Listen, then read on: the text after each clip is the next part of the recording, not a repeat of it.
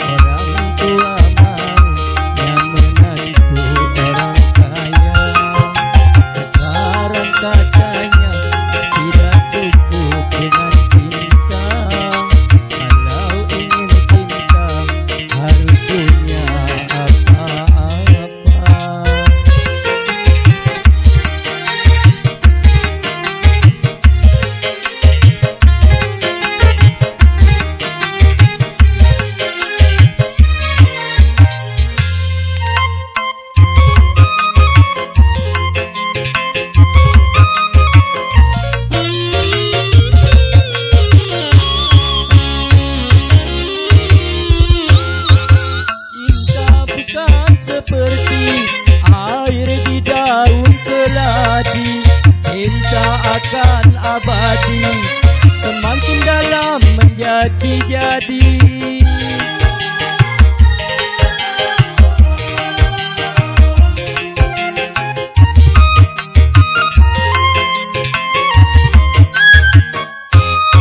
Kadang seperti bunga segar dipuja-puja, tapi bila merana kayu tiada berguna. Begitupun diriku harus menyadari, karena yang terjadi aku bukan untukmu. Gara cinta tak direstu orang tua, orang tua mau yang menantu orang kaya. Sekarang katanya tidak cukup dengan cinta, kalau ingin cinta harus punya apa-apa.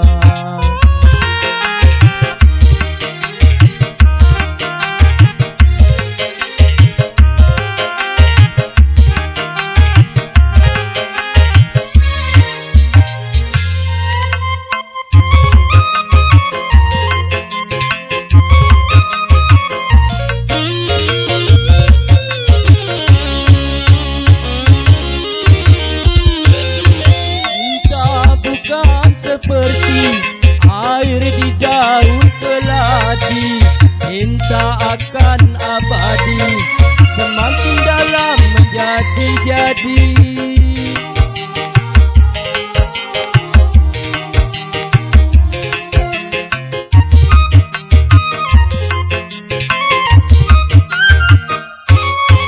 Kadang seperti bunga segar dipuja-puja, tapi bila merana layu tiada berguna.